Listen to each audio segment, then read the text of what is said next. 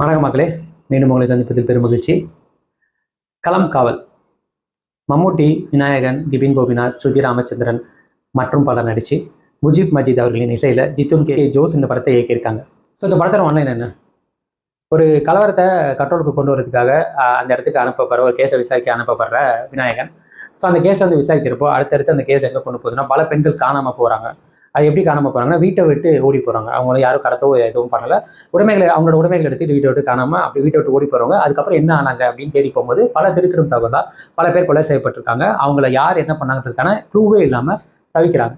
So அந்த வகையில் அங்கே நம்மளுக்கு என்ன தெரியும்னா, இதுக்கான காரணம் வந்து பின்னாடி வந்து மம்முட்டி இருக்காரு. ஸோ மம்முட்டி ஒரு பக்கம் கேஸ் பண்ணிட்டு இருக்காங்க, விநாயகன் அது மம்முட்டினே தெரியாமல் ஒரு கட்டத்தில் மம்முட்டியும் விநாயகனும் ஒரு கட்டத்தில் மீட் பண்ணுறாங்க. அதுக்கப்புறம் இந்த கதையை வந்து 2ஆம் பகுதியில் எதை நோக்கி நகருது, கடைசியில் மம்முட்டி வந்து மாட்டினாரா இல்லையா அப்படின்றது தான் இந்த படம். இந்த படம் சைனட் மோகன் அப்படின்ற ஒரு கொலை குற்றவாளி உண்மை கதையின் அடிப்படையில் எடுத்த மாதிரி தான் எனக்கு தோணுச்சு. ஏன்னா பல பெண்களை வந்துட்டு டிவோர்ஸியாக இருக்கிறவங்க, தனியாக இருக்கிறவங்க, விடவாக இருக்கிறவங்கலாம் வந்து பேசி மைக்கி அவங்ககிட்ட இருக்கிற நகை பணத்தெல்லாம் எடுத்துகிட்டு கொண்டு வந்து அவங்க சைனட் வச்சு கொள்வது தான் அவனோட விஷயமா இருந்தது. அந்த கிட்டத்தட்ட அந்த பேட்டர்னில் தான் இந்த படமும் இருக்கும். ஸோ எனக்கு இந்த படத்தில் என்ன ரொம்ப பிடிச்சிருந்தது, யூஸ்வலாக மலையாள மூவிஸில் இந்த மாதிரி க்ரைம் த்ரில்லர்ஸ், இந்த மாதிரி இன்வெஸ்டிகேட் த்ரில்லர்ஸ் எல்லாமே யூஸ்வலாக நிறைய படங்கள் வரும்.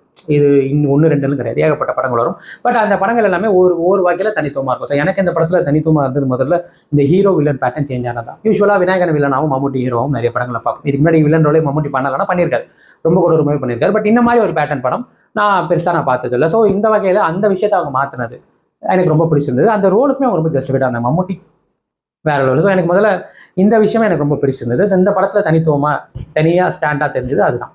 ரெண்டாவது ஆப்வியஸ்லி இந்த படத்தோட கேரக்டர் ஸ்டார்டிங் ஃப்ரம் மம்முட்டி. இது கிட்டத்தட்ட ஏகப்பட்ட கேரக்டர்ஸ் உள்ள வந்தாலும் 2 பேரோட பார்வையில் தான் இந்த படம் தொடர்ந்து ட்ராவல் ஆகும். ஒன்று விநாயகன், இன்னொன்று மம்முட்டி.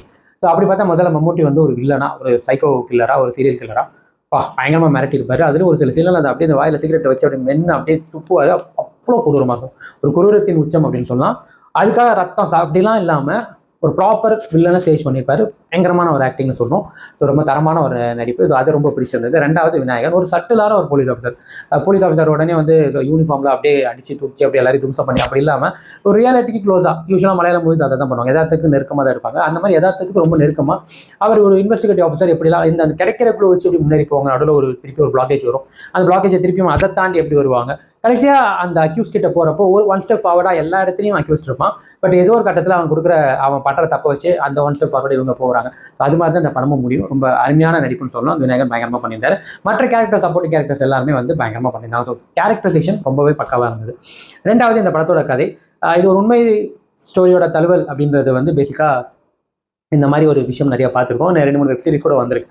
ஸோ அந்த வெப் சீரிஸ்லேருந்தும் இந்த உண்மை ஸ்டோரியிலேருந்தும் மாறுபட்டு ஏதாவது ஒரு விதத்தில் பண்ணியிருக்காங்க. ஸோ அதுக்கான அந்த ஸ்க்ரீன் பிளே வந்து நல்லா பண்ணியிருந்தாங்க. ரொம்ப பயங்கரமான ட்விஸ்ட் அண்ட் டர்ன்னு இல்லைனாலும் நம்மளை அங்கங்கே சர்ப்ரைஸ் பண்ணுற ஒரு விஷயமா இருந்தது. ஸோ அந்த ஸ்க்ரீன் பிளே நல்லா இருந்தது. படத்துக்கு முக்கியமாக இந்த படத்தோட பேக்ரவுண்ட் ஸ்கோர் ரொம்பவே நல்லா இருந்தது. ரொம்ப குறை சொல்கிற மாதிரிலாம் இல்லை. மியூசிக் வந்துட்டு இந்த ஒரு த்ரில்லர் படத்துக்கான ஒரு விஷயம், நம்மள ஒரு பயமுறுத்தணும், ஒரு படப்படப்புக்கு உண்டாக்கணும், அந்த மாதிரி விஷயத்தில் இந்த மியூசிக் வந்து சிறப்பாக இருந்தது. அண்ட் தென் ஒரு சினிமாட்டோகிராஃபி விஷுவலி இந்த படங்கள் நம்மளை ப்ரெசென்ட் பண்ணும்போது நம்மளுக்கு அந்த ஃபீலை கொடுக்கணும், அந்த ஃபீலிங் கொடுத்துச்சு. ஸோ எனக்கு இதெல்லாமே ரொம்ப பிடிச்ச விஷயம்.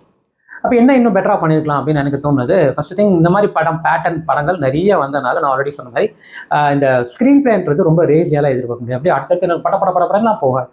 ரொம்ப ஸ்லோபன் த்ரில்லராக தான் போகும். இந்த ஸ்லோபன் த்ரில்லர்ன்றது நிறைய பேருக்கு வந்துட்டு ஒர்க் அவுட் ஆகாது. ஏன்னா இந்த மாதிரி படங்கள் அடுத்தடுத்து என்ன நடக்குன்ற அந்த படப்படப்பை ஒவ்வொரு சீனையும் நம்மளுக்கு கடத்திட்டே இருக்கணும். அப்படின்னா தான் நிறைய பேருக்கு பிடிக்கும். ஸோ எனக்கு இன்னுமே இந்த படம் வந்துட்டு 2 மணி நேரம் 20 நிமிஷம், இது ஒரு 2 மணி நேரத்தில் கொடுத்துருந்தா இன்னும் பெட்டராக இருந்திருக்குமோன்னு எனக்கு தோணுச்சு. ஏன்னா நிறைய சீன்ஸ் ரிப்பீட்டடாக எகைன் ஒரு விஷயத்தை கொண்டு வந்த மாதிரி பட்டனால எனக்கு அப்படி தெரிஞ்சது. அந்த ஸ்க்ரீன் பிளேல அந்த ரேசி ஸ்க்ரீன் பிளே அந்த அளவுக்கு பண்ணனாலும் ஓரளவுக்கு இந்த 20 மினிட்ஸை கட் பண்ணிக்கலாமோன்னு எனக்கு தோணுச்சு. ஏன்னா இதுக்கு ரொம்ப ஸ்லோவான ரொம்ப படிப்படியாக நகர்ற மாதிரி ஒரு.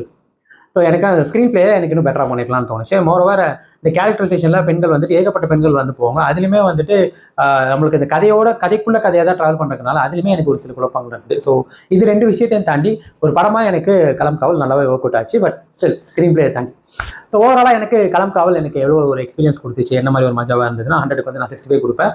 ஒரு இந்த தரமான படம், ஒரு இந்த மாதிரி க்ரைம் த்ரில்லர்ஸ் மேலே விருப்பம் உள்ளவங்க, யூஸ்வலாக மலையாள மூவிஸை ரொம்ப பிடிக்கணும்னு நினைக்கிறவங்களுக்குலாம் இந்த படம் ஒர்க் அவுட் ஆகும். தட் மற்றவங்களுக்கு பெருசாக ஒர்க் அவுட் ஆகாது, ஓடிடியிலே பார்த்துக்கலாம். ஸோ அவ்வளோதான் மக்களை, மீண்டும் அடுத்த வாரம் வர நல்ல திரைப்படம், வர நல்ல விமர்சனம், வர முன்னோட்டத்தோடு உங்களுக்கு சந்திக்கிறாங்க. பாய் ஃப்ரம் விஜய் கிராஜகன். இது நம்ம ஷோ ஃபீல் வந்து போச்சு.